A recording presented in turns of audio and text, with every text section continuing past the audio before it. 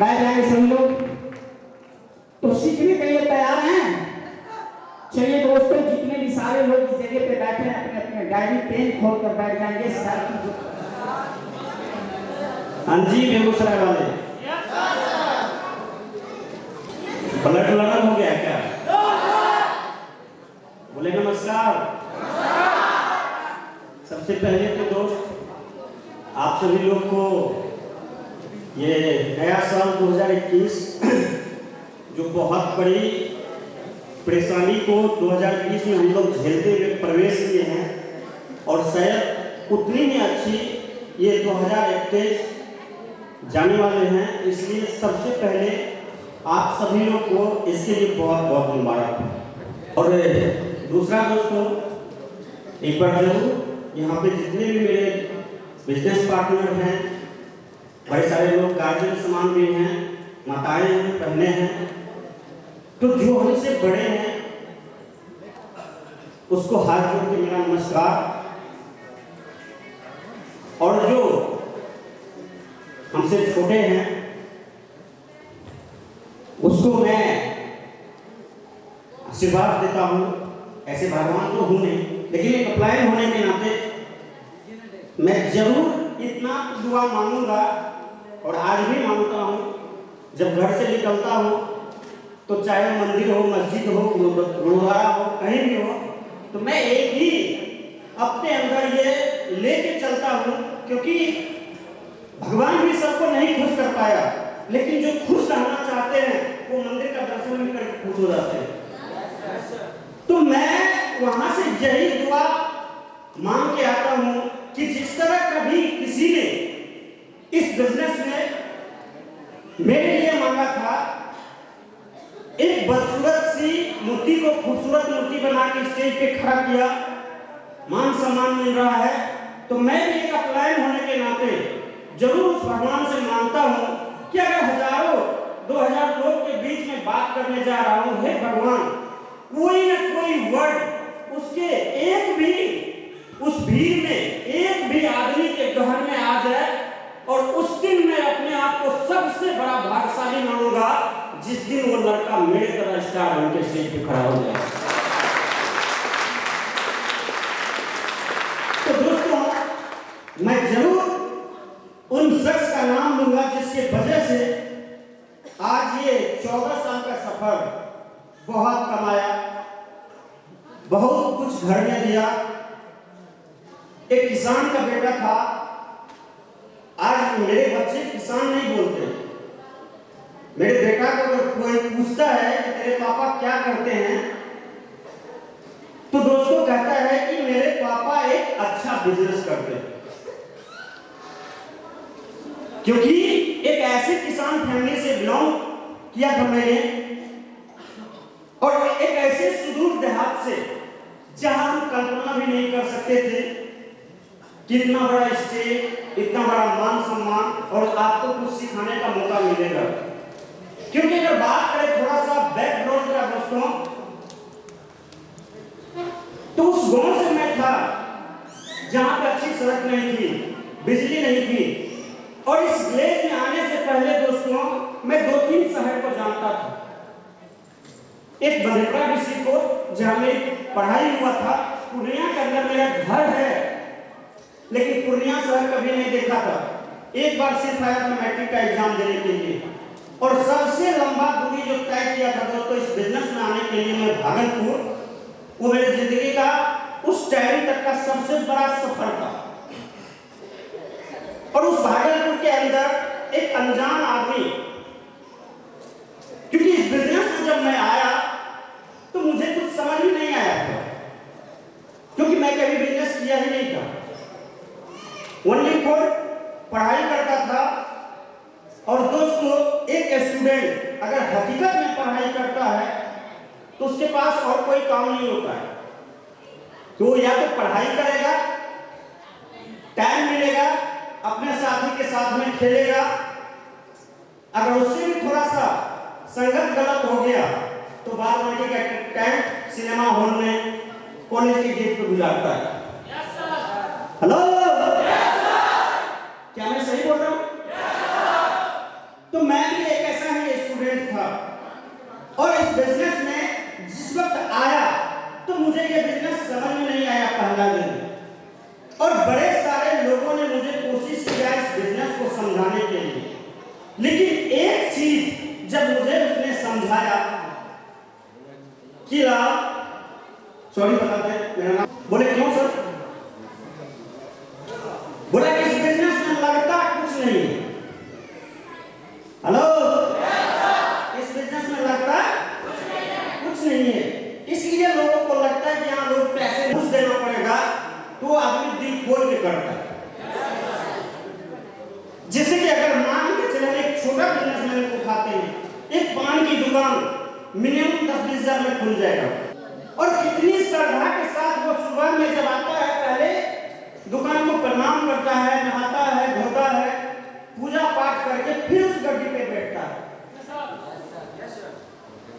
और हर दिन अगले 8 घंटा लगभग वो सिर्फ इस राह में रहता है कि कौन आएगा और हमारे दुकान से 5-10 रुपए का सामान खरीदेगा, और बड़ी विनम्रता से करता है, जबकि उसको वहां पे कोई इज्जत मिलता नहीं है। एक उससे कम उम्र के भी लोग आते हैं वो पान लगाना, और वो लगा के देता है, लेकिन मेरे बिजनेस में है क्या, यहां पहले दिन से लोगों को रिक्वेस्ट मिलना शुरू हो जाता है, इज्जत मिलना शुरू हो जाता है।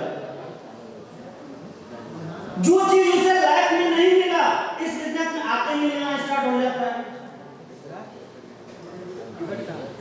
हेलो, क्या मैं सही बोल रहा हूं? और कोई भी चीज गिफ्ट में दिया हुआ उसका इंसान की नजर में कोई वैल्यू नहीं रखता है, इसलिए वो एक्सेप्ट नहीं करना चाहता है।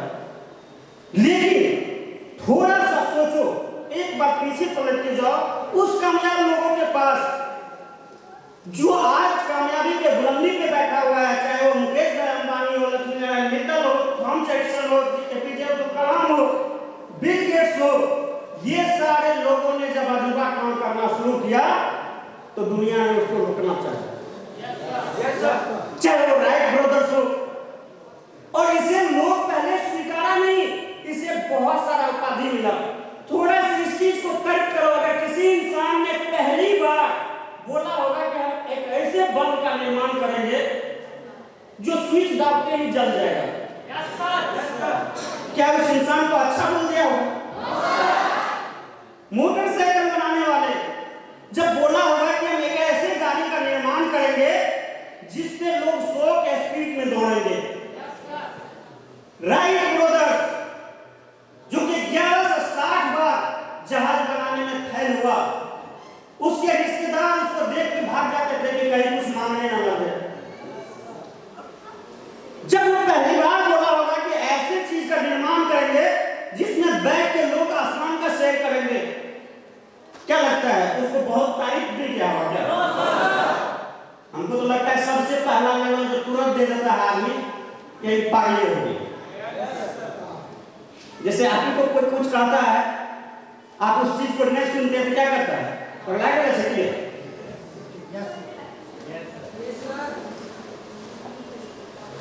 तो उसने समझाया कि हर अजूबा चीज करने के लिए तुझे एक साइड सोचना पड़ेगा। अगर इस भीड़ से निकल के आना चाहता है तो इस भीड़ की बात को नहीं सुनना पड़ेगा, क्योंकि वो लोग भी दोषी नहीं है जो ये बात कहता है कि लाखों रुपया महीना नहीं कमाया जा सकता, क्योंकि उसे आज तक कोई बताने वाला मिला नहीं। हेलो, और आज अगर हम उसे एक आयत बताएंगे क्या समझ में आ जाएगा? नहीं आएगा। बोला हर वो सफल आदमी, हर वो इंसान जब फैसला लेता है ना, फैसला कब लेगा? जब वो चीजें को समझेगा। कितने ऐसे लोगों को यहाँ पे उम्मीद था, किसी को 2 महीना हुआ है, 3 महीना हुआ है, 5 महीना हुआ है, अगले 14 साल जब इस कंपनी में मेरी ज्वाइनिंग थी उस समय मात्र इस कंपनी का पॉपुलेशन था 34,000। लेकिन आज 40 से 50 लाख लोग काम करते हैं। अब 36-34 को देखिए और 40-50 लाख को देखिए। मैंने उन लोगों को भी देखा जिसने इस बिजनेस को किया, सफल नहीं हुआ, बिजनेस को खराब करके बोल के चला गया। मैंने उन लोगों को भी देखा जिसने अपनी सफलता यहाँ पे आरबीडी बनने के लिए 5-5 साल वेट किए, कुछ नहीं कमाया। क्या वो आज नहीं कमा रहे क्या? क्योंकि बिजनेस एक ऐसा चीज है, एक भी नौकरी करने वाले इंसान को बता दो कि आज का तो दुनिया का अमीर आदमी बना है कि अपने शहर का अमीर आदमी बना, आपके नजर में है? जितने भी लोग ऐसे सारे लोग बिजनेसमैन, बोला सबसे पहले तो उस बिजनेस को एक बार गहराई में जाकर देखो। क्योंकि दोस्तों आगे सप्लाई से भी आपकी मुलाकात होगी, मैं आपका ज्यादा टाइम नहीं लूंगा, लेकिन साफ शब्द में मैं जरूर बोल देता हूं। बोला पहले समझो मैं 14 साल की पढ़ाई नहीं मांग रहा हूं, मैं कागज का टुकड़ा नहीं दूंगा। अगले 6 महीना तुम मेहनत करो, सिर्फ और सिर्फ दिल से। जैसे उस टमटम में लगा हुआ घोड़ा को आंख के दोनों तरफ पट्टी लगी रहती है, उसका वजन क्या है कि टमटम जब रेस में दौड़ेगा तो घोड़ा का ध्यान अगर इधर उधर भटक गया तो क्या होगा? टमटम पलट जाएगा। बोला सिर्फ 6 महीना को अपनी जिंदगी हमको दे दे, मैंने सर्टिफिकेट दूंगा, ना तुझे बस में धक्का खाने दूंगा, ना लोगों के पास गिरगिराने दूंगा, क्योंकि वहां रिजल्ट है, लेकिन प्योर रिजल्ट क्या है? बहुत अच्छा पढ़ाई की, आप मैट्रिक में फर्स्ट कर गए, बहुत अच्छा पढ़ाई किए, आपने बिहार टॉपर बन गए, लेकिन क्या उस स्टूडेंट को यह उम्मीद है कि हम बिहार टॉपर आ गए तो हमें डॉक्टर बनना ही बनना है? उसके लिए उसको अलग से तैयारी करना है। लेकिन मेरे बिजनेस के अंदर दोनों साथों साथ चलता है, क्योंकि ये बिजनेस जो है ना सुनने का नहीं है, सुनाने का। आप जब बिजनेस को करेंगे और डिसीजन लेने जाएंगे पान दुकानदार से, क्या डिसीजन दे देगा? क्या रिक्शा वाला से पूछेंगे दे देगा? क्या रूम वाले को पूछेंगे दे देगा? क्या आप इस बिजनेस में जिसने अपनी कामयाबी को हासिल किया है उससे मिलिए, उसकी बात को अपने जहन में रख लीजिए। 6 महीना माँ बाप का भी मत सुनिए। अगर आपको एक अच्छा माँ बाप बनना है, मैं गारंटी लेता हूँ वो हर अपलाइन अपने से ज्यादा अच्छा जिंदगी आपको बना के रखेगा। और ऐसा हुआ तो जरूर हम उस शख्स का एक बार नाम लेंगे, अपने जगह पे खड़े होकर ताली बजाइएगा जिसने इस बदसूरत मूर्ति को खूबसूरत बनाया। और उस शख्स का नाम है दोस्तों mister Raju Singh, mister Kumar Gupta, mister Kumar Gupta, mister Rajesh Modi, mister Salman Kumar.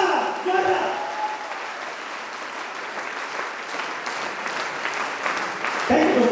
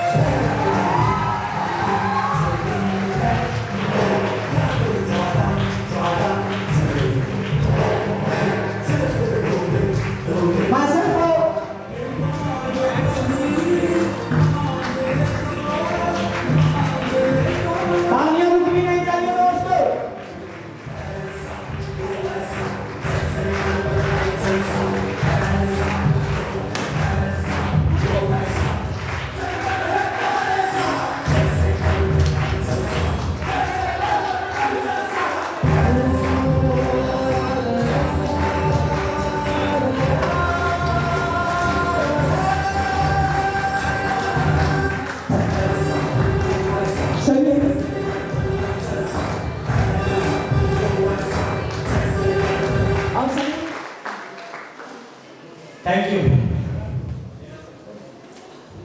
नए साल में आप सारे लोगों को जिंदगी में खुशियां मिले, प्रमोशन मिले और अपने अपने कामयाबी को अचीव करके अपने आप को शामिल करके दिखाया। दोस्तों, मेरा नाम है संमोल कुमार और मैं डिस्ट्रिक्ट मधेपुरा बिहार का रहने वाला हूँ और मैं भी एक किसान फैमिली से बिलोंग करता हूँ। मैं अपने घर में अपने भाई बहनों में सबसे छोटा हूँ। घर में सबसे छोटे होने के नाते घर के सारे सदस्य का एक सोच था कि मैं पढ़ूं लिखूं और एक अच्छा खासा नौकरी करूं। इसी सोच के साथ मैंने पढ़ना लिखना स्टार्ट किया। मेरा बचपन का पढ़ाई लिखा अपने गाँव में हुआ था। उसके बाद मैं मिडिल स्कूल गया, हाई स्कूल गया। मैं इंटर की पढ़ाई के लिए अपने डिस्ट्रिक्ट मधेपुरा के कॉलेज में आकर एडमिशन लिया। मैंने इंटर की पढ़ाई खत्म करी। आगे पढ़ाई चल ही रहा था, उसी बीच जो घर की आर्थिक स्थिति था वो आर्थिक स्थिति खराब हो चुका था और उस चीजों को ठीक करने के लिए जो सबसे बड़ी चीज था वो था पैसा। यानी कि मैं उस आर्थिक स्थिति को ठीक करने के लिए मुझे पैसे की सख्त जरूरत थी। मैं इंटर के बाद अपनी पढ़ाई लिखाई बस वही बंद किया और मैं नौकरी के लिए दिल्ली जैसे शहर में गया। वहां मैंने कुछ दिन नौकरी भी किया। फिर मैं जब वापस आया तो मैं जिस तरह से आज आप इस बिजनेस को देखने के लिए किसी दोस्त या रिश्तेदार के साथ काम को देखे, सीखे, समझे, सुने, इसी तरह से मैं अपने दोस्त के साथ इस काम को देखा, सीखा, समझा। देखने, सीखने, समझने के बाद जैसे मैं बीसी हाउस से बाहर निकलने के बाद अपने दोस्त को एक बात बताया। मैंने बोला बिजनेस भी अच्छा है, तेरे यहाँ के लोग भी अच्छे हैं, तेरा काम भी बढ़िया है, लेकिन मैं काम नहीं करूँगा। यानी कि दोस्तों, जब मैं बिजनेस एजुकेशन क्लास से बाहर निकला मैं नेगेटिव। मेरा दोस्त को बोला ठीक है मत करना काम, लेकिन मेरा बात ध्यान से सुनना, चाहे मेरे बिजनेस हो या बाहर की दुनिया में कोई भी काम हो। सबसे पहले समझदार लोग वो होता है, होशियार इंसान वो होता है जो पहले किसी भी काम को एक अच्छे तरह से देखते हैं, सीखते हैं, समझते हैं, सुनते हैं और उसके बाद खुद को डिसाइड करता है कि मैं काम करूंगा अन्यथा नहीं। पहले हमारे बिजनेस की सारी एजुकेशन, सारी मीटिंग्स, सारे क्लासेस को अच्छे तरह से देख लो, सीख लो, समझ लो और उसके बाद खुद को डिसाइड करना है कि तुम काम करोगे अन्यथा नहीं करोगे। उसी दोस्तों के शख्स से मेरा मुलाकात करवाया जिन्होंने मुझसे कुछ सवाल पूछा। उन्होंने तो भगवान को देखा, मैंने सर देखा नहीं।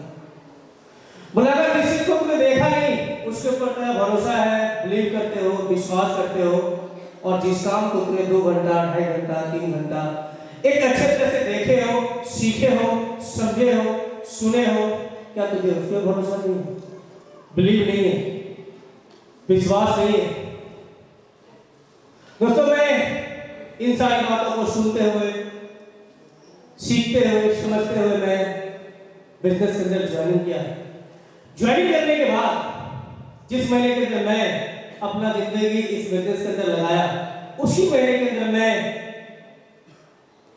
0 महीने के अंदर मैं कंपनी की पहली प्रमोशन, पहले लेवल था पीडी लेवल को मैंने अचीव करा और दोस्तों उस लेवल को अचीव करने के बाद मेरा उस महीने का जो इंसेंटिव था, जो चेक था, वो ज्यादा नहीं मात्र 800 रुपए की चेक थी।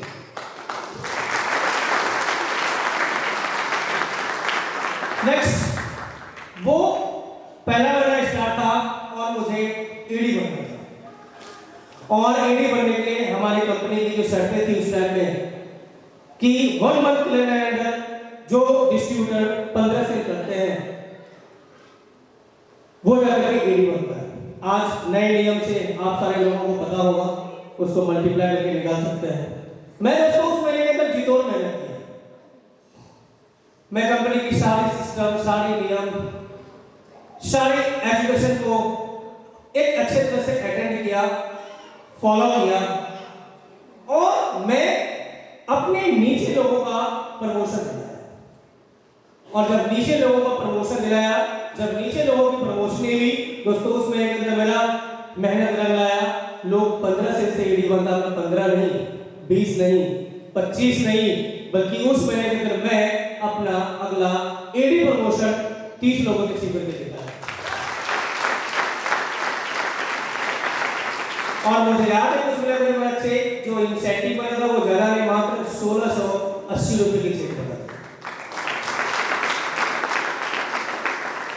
नेक्स्ट, वो दूसरा मेरा स्टार्टअप मुझे एसटी बनना था, और एसटी बनने के लिए तो उस समय कंपनी की जो शर्तें थी कि जो डिस्ट्रीब्यूटर 1 मंथ कैलेंडर अपने नेट से 45 यानी कि 45 से करेंगे जब करके वो एसटी बना। दोस्तों मैं उस महीने के अंदर अपने नीचे लोगों को डुप्लीकेशन करता,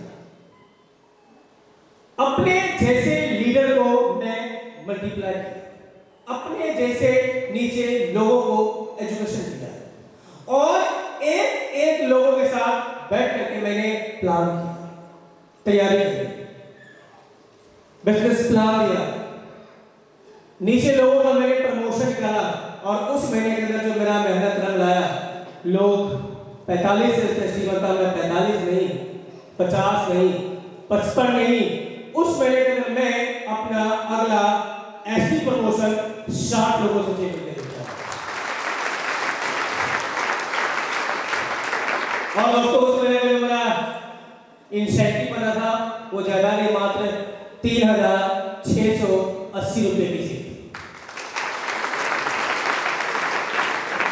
नेक्स्ट, वो तीसरा वाला स्टार्ट था, और मुझे आरडी बनना था दोस्तों, आरडी नहीं स्टार आरडी बनना था, क्योंकि जब हमने काम करना शुरू किया तो उस समय मेरा अपलाइन ने मुझे बताया कि सनमोल जो इंसान 0+4 मंथ के अंदर आरडी बनते हैं वो स्टार आरडी कहलाते हैं, और जो स्टार आरडी कहलाते हैं जब वो अगली लेवल को अचीव करेंगे, जब वो डायमंड बनेंगे, वो प्लेन डीडी नहीं, वो स्टार डीडी कहलाएंगे, और जो स्टार ग्लोबल डायमंड बनेंगे उसको ऑल ओवर इंडिया में की गई टर्नओवर को से रॉयल्टी मिलेगी। दोस्तों मुझे उस महीने के अंदर स्टार आरडी बनना था, और वो तीसरा महीना चल रहा था। मैं दिन और रात मेहनत किया, मैंने दिन और रात स्ट्रगल किया, मैं अपने नीचे लीडर्स मल्टीप्लाई किया, मैं 1-to-1 लोगों का बिजनेस प्लान क्लियर किया। एक ही सपना था, प्रमोशन प्रमोशन प्रमोशन। मैंने अप्लाई के ऊपर भरोसा किया, मैंने कंपनी के सिस्टम को फॉलो किया, और दोस्तों उस महीने के अंदर ही मेरा मेहनत रंग आया। लोग 90 से आरडी बनता, मैं 90 नहीं, 100 नहीं, 105 नहीं, 110 से आरडी नहीं, स्टार आरडी लेवल को अचीव करके दिखाया।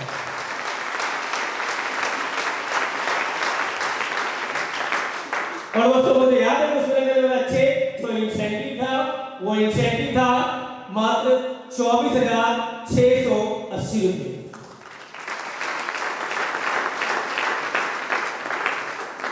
नेक्स्ट, उसी तरह दोस्तों मैं दिन और रात स्ट्रगल करते गया, अप्लायंस की बातों को फॉलो करते गया, दिन और रात काम करते गए।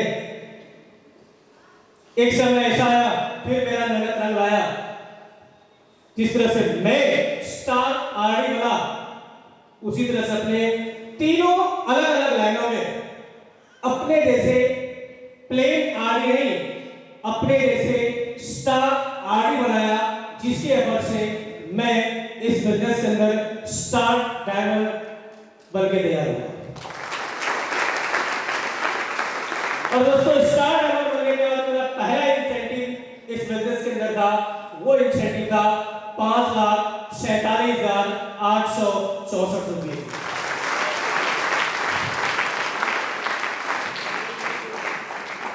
भरोसा हो रहा है क्या? कमाते हैं लोग? बिलीव हो रहा है? फिर दोस्तों मैंने अपनी मेहनत को कम नहीं किया, मैं लगातार एफर्ट किया, लगातार मेहनत किया।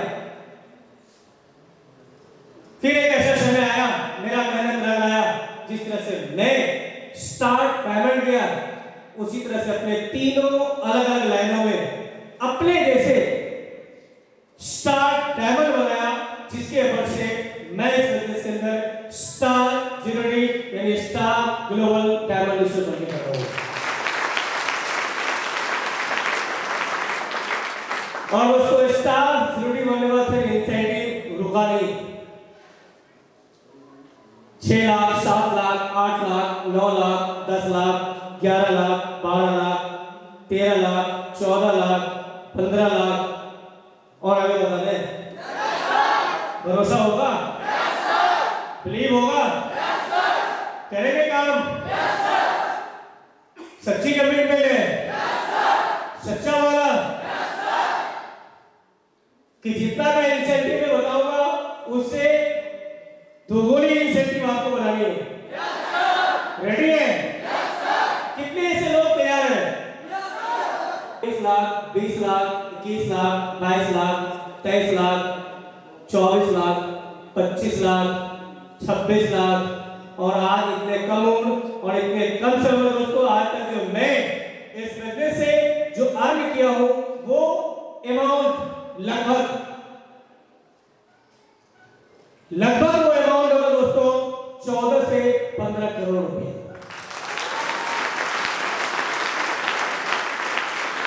आवाज नहीं है।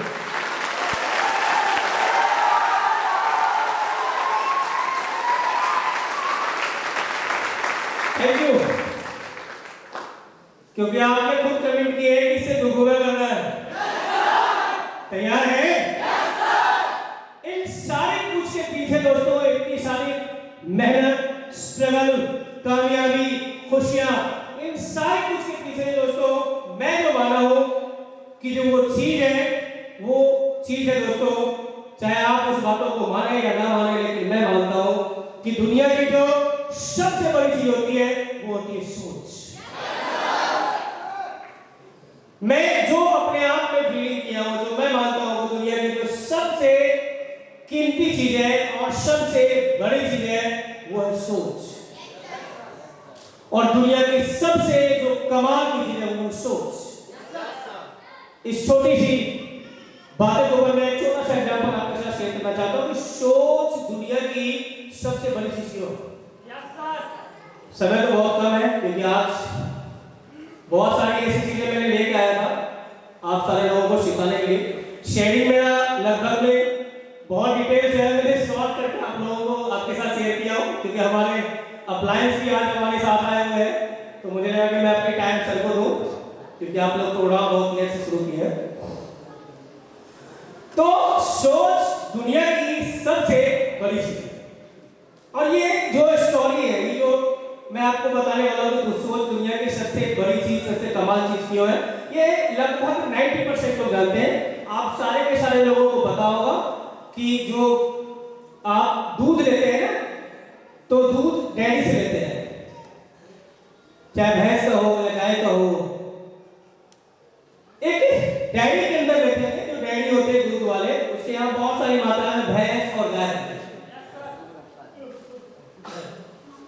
ध्यान देंगे जरा मेरी बातों पर। जब एक भैंस का बच्चा पैदा होता है ना, तो उसके साथ दो घटना होता है। एक घटना होता है कि उसको पैदा होने के साथ ही एक खूंटे में एक रस्सी से बांध देता है और उसके सामने में एक छोटी सी टोकरी डाल देता है उसको चारा के लिए। वो भैंस का बच्चा जब पैदा होता है तो बहुत उछल कूद करता है। वो चाहता है कि इस रस्सी को तोड़ूं, खंबे को तोड़ूं, बाहर निकलूं, अपनी जिंदगी आरामी कर जीऊं। जैसे जैसे वो बच्चे बड़े होते गए, उसको उससे मजबूत जंजीर में, उसको उससे मजबूत खूंटे में बांधते गया। लेकिन वो बच्चा जैसे जैसे बड़ा होता है ना, वो संघर्ष करना छोड़ता नहीं है, लेकिन उससे मजबूत जंजीर और मजबूत खंबे में बंधे होने की वजह से वो टूटता नहीं। जब वो विशाल हो जाता है, जब उसके अंदर अनंत शक्तियां आ जाती है, जब उसके अंदर बहुत सारी ताकत आ जाती है, चाहे तो वो वैसे वैसे खूंटे, वैसे वैसे जंजीर को एक नहीं कई हजार जंजीर को तोड़ के फेंक सकता है, लेकिन वो उसी खूंटे, उसी जंजीर में बंधे होता है। क्यों? तो उसकी सोच बन जाती है। कि मैंने बचपन से लेकर के आज तक इस खूंटे और इस जंजीर को तोड़ना चाहूं, लेकिन मुझसे टूटने वाला नहीं है।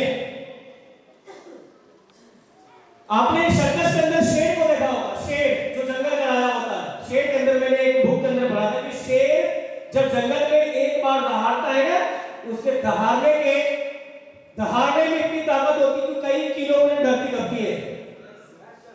लेकिन आपने सर्कस के अंदर वो शेर को देखा होगा कि एक इंसान एक लोहा का स्टिक लेता है, छड़ी लेता है और उस शेर को बोलता है तो बैठ जाता है, खड़े हो जाता है, दौड़ता है, रिंग में कूद जाता है।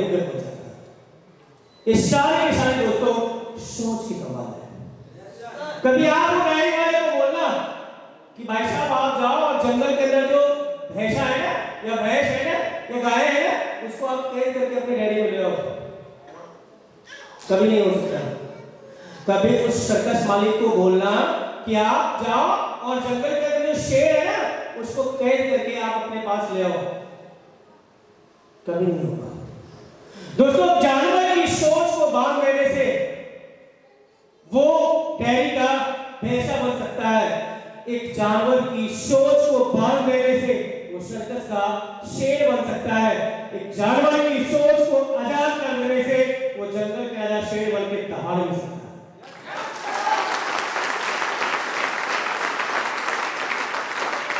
आज आप सारे के सारे लोग अपनी सोच को बड़ा करो,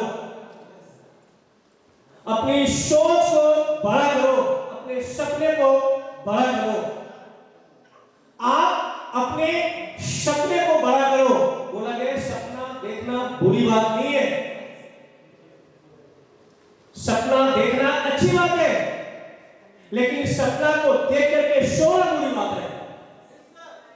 क्योंकि आपने अगर सपना देख करके सो गया ना, तो फिर चीजें खो जाएगी। दोस्तों, मैंने इतनी सारी कामयाबी को अगर अचीव करा हूं तो कहीं मैंने सपने को देख करके सोया नहीं, मैं सपने को देख करके उसके ऊपर मैंने काम किया, मैंने मेहनत किया, मैंने स्ट्रगल किया। सपना उसी टाइम में दोस्तों पूरा होगा जब आपने सपना को देख करके और आपने उस सपने को अपने सामने रखा और उस पर आपने मेहनत किया। क्योंकि सपना को देख करके अगर आप सो जाएंगे फिर सपना पूरा नहीं होगी। जुनून के साथ आपको लगातार मेहनत करना होगा,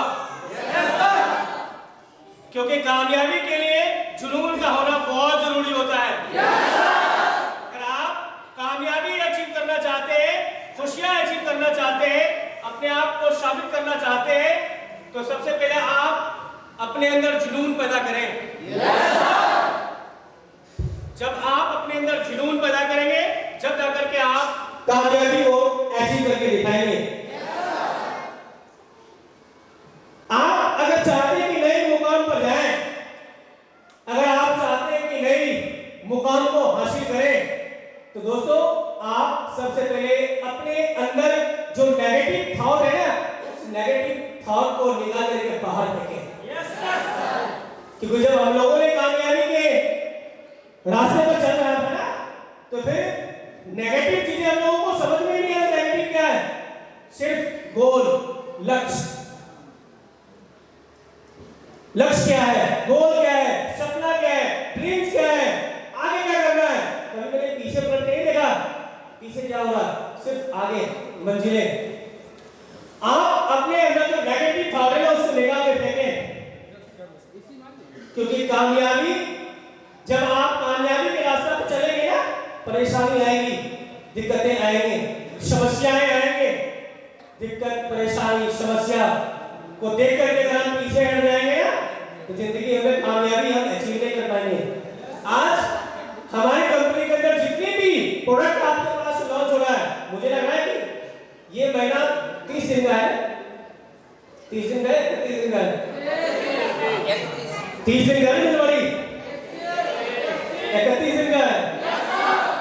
ध्यान रखना है कि उससे ज्यादा प्रोडक्ट इस महीने के अंदर लॉन्च हो रहा है और बहुत सारी चीजें लॉन्च हो चुका है आपकी कामयाबी के लिए। जो चीजें आप लोगों को जानकारी में होगा मैदान में कूदेंगे, काम करेंगे, मेहनत करेंगे, स्ट्रगल करेंगे, वो सारी की सारी औजार आपके पास आ चुका है। अब उसके प्रति आपको मेहनत करना पड़ेगा।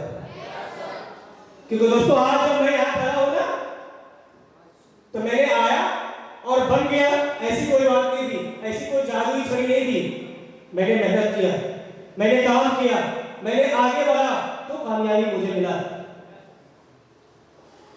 तो नेगेटिव थॉट को निकालना है, सीखने वाले बने।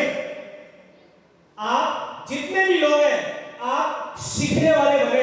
आप बिखरा हुआ ज्ञान को अर्जित करें, बिखरे हुए जो जानकारी है उसको हासिल करें। जिंदगी में ध्यान रखना कि जिंदगी में अगर कोई भी घटना अगर घटता है ना, तो सबसे पहले वो घटना सोच के अंदर घटता है।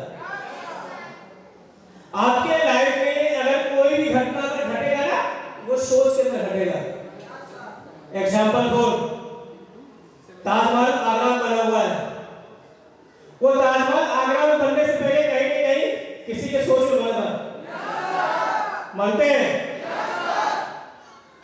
आपको शादी करना है, वो शादी करने से पहले आपके सोच के अंदर बनता है। यस और नो? आपको प्रमोशन लेनी है, वो प्रमोशन सोच के अंदर बनेगा। आपको गाड़ी खरीदनी है, वो गाड़ी सबसे पहले आपके सोच के अंदर बनेगा। आपको घर खरीदनी है, वो घर आपके सबसे पहले सोच के अंदर बनेगा। ध्यान रखना कि जिंदगी में कोई भी घटना घटने से पहले वो आपके सोच के अंदर घटता है। अगर आपने अपने सोच को मजबूत कर लिया और आगे बढ़ गया, तो समझ लो कि आपने कामयाबी को हासिल कर लिया। सब लोग यही है? एक जगह पर दो दोस्त था।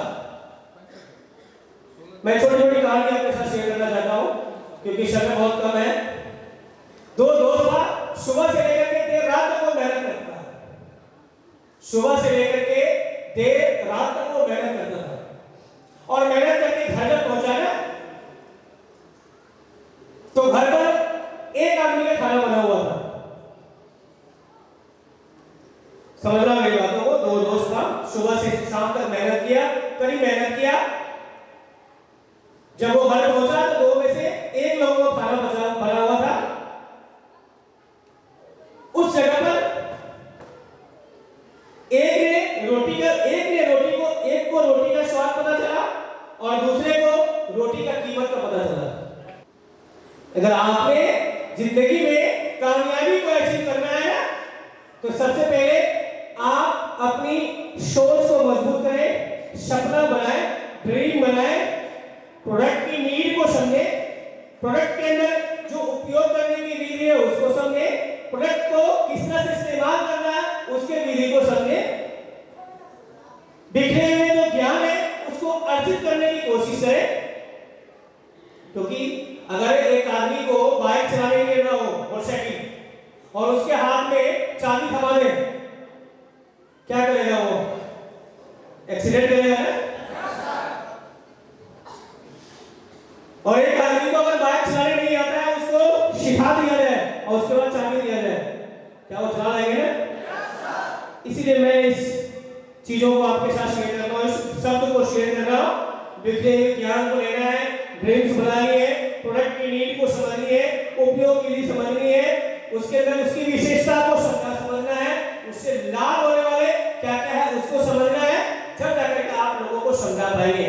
क्योंकि कहावत में बोला गया है कि एक अच्छा वक्ता बनने के लिए एक अच्छा श्रोता बनना जरूरी होता है। अगर आप एक अच्छा बोलने वाले हैं ना, बनना चाहते हैं ना अच्छे बोलने वाले, तो सबसे पहले आप एक अच्छा सुनने वाले बने। और जब आप सुनते जब आप बोलने वाले बन जाएंगे ना, जब जाकर के आप सामने वाले को अच्छे तरह से समझा पाएंगे। तो जो सिस्टम है उसको फॉलो करें। आप सारी की सारी एजुकेशन को लें ताकि आप लोगों को समझा पाए। समझ रहे बातों को? आपने बाज पक्षी का नाम सुना है? बाज पक्षी जो आसमान में उड़ता है, उसकी ऊंचाई का पता नहीं होता है। बाज पक्षी का उम्र 70 से 80 साल होता है। उसके जीने का बाज, उसके जिंदगी में घटना होता है जब वो 30 से 35 साल जब गुजरता है ना, तो उसकी जिंदगी में बहुत बड़ी घटना होता है। 30 से 35 साल गुजरने के बाद उस बाज पक्षी का जो पंख होता है ना, वो पंख लचीला हो जाता है, वो जरा ऊपर उड़ नहीं सकता है। उसके जो नखुन होते हैं ना, वो नखुन में जो धार होती है ना, वो खत्म हो जाता है। उसका चोंच जो तीखी रहती है ना, वो चोंच खत्म हो जाता है, वो मोटा हो जाता है, उससे वो शिकार नहीं कर पाता है। उसके जिंदगी में दो ही रास्ता होता है। एक वो रास्ता कि चाहे तो वो बाज पक्षी 30 से 35 साल की उम्र में वो मर जाए, अपनी दम तोड़ दे, या नहीं तो अपने जिंदगी में बदलाव ला करके, चेंजिंग ला करके, मतलब वो बाज पक्षी के सामने एक ही चीज होती है कि अपने जिंदगी में बदलाव लाना, और वो बदलाव होता है कि अपनी पंख को वो तोड़ दे, अपने नखुन को तोड़ दे, अपनी चोंच को तोड़ दे। तो वो बाज पक्षी अपनी जिंदगी में आगे बढ़ने के लिए एक बहुत ऊंची पहाड़ पर जाता है और अपनी चोंच से अपने सारे के सारे पंख को खींच लेता है। अब मैं बताऊं कि इंसान को कि आप ऐसा करो, अपने नखुन से अपने स्किन को खींचो, क्या हो सकता है? नहीं होगा, क्योंकि उसे जिंदगी में उड़ान भरनी है, उसे शिकार करना है, उसे जिंदगी जीना है, उसे सपने पूरे करने हैं। वो बाज पक्षी अपने जो पंख होते हैं उसको खींच लाता है, तोड़ देता है। वो पठार पर बार बार चोट करके अपने नखुन को, अपनी चोंच के बदौलत वो नखुन को पहले खींच लेता है, अपनी चोंच को तोड़ देता है, पूरी शरीर लहूलुहान हो जाता है। किसी तरह से वो छोटी छोटी चीजें वो शिकार करता है, इंतजार करता है, वेट करता है, नई पंख आने का, नई चोंच आने का, नए नखून आने का। और दोस्तों एक ऐसा समय आता है जब नई पंख आती है, फिर नए चोंच आते हैं, नए नखून आते हैं, फिर वो बाज पक्षी आसमान में शिकार करता है और मनचाही अपना भोजन करता है। अगर आप चाहते हैं कि मैं इस Glade trading India private limited इस इंडस्ट्री में मेरा भी नेटवर्क हो और बहुत बड़ी नेटवर्क हो, मेरा भी इंसेंटिव हो और बहुत बड़ी इंसेंटिव हो, मेरा भी सपना हो और बहुत बड़ी सपने को पूरा करूं, तो दोस्तों आज आप अपने जिंदगी में बदलाव लाएं। और जो चीजें मैंने आपको बताया हूं, प्रोडक्ट डेमो, प्रोडक्ट की जानकारी, प्रोडक्ट को उपयोग करने की विधि, प्रोडक्ट का लाभ, वो सारी की सारी कुछ आप समझना शुरू कर दें और आज से आप काम करना शुरू कर दें, मेहनत करना शुरू कर दें। मैं दावा के साथ कहता हूं कि जिस कामयाबी के लिए आप लड़ रहे हैं ना, एक ऐसा समय आएगा वो कामयाबी कुदरत मजबूत होकर के आपकी कामयाबी आपकी झोली में डालेगी।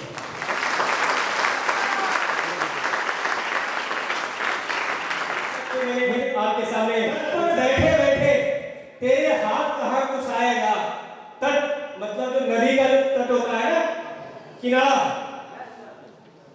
तट पर बैठे बैठे तेरे हाथ कहां कुछ आएगा, रतन मिलेगा तुमको जब सागर के तह तक जाएगा,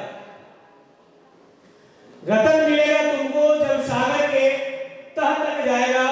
कुछ न आया हाथ, समझना डुबकी अभी बाकी है, चाहे जितना भी हो मुश्किल, पहला कदम बाकी है, पहला कदम बाकी है।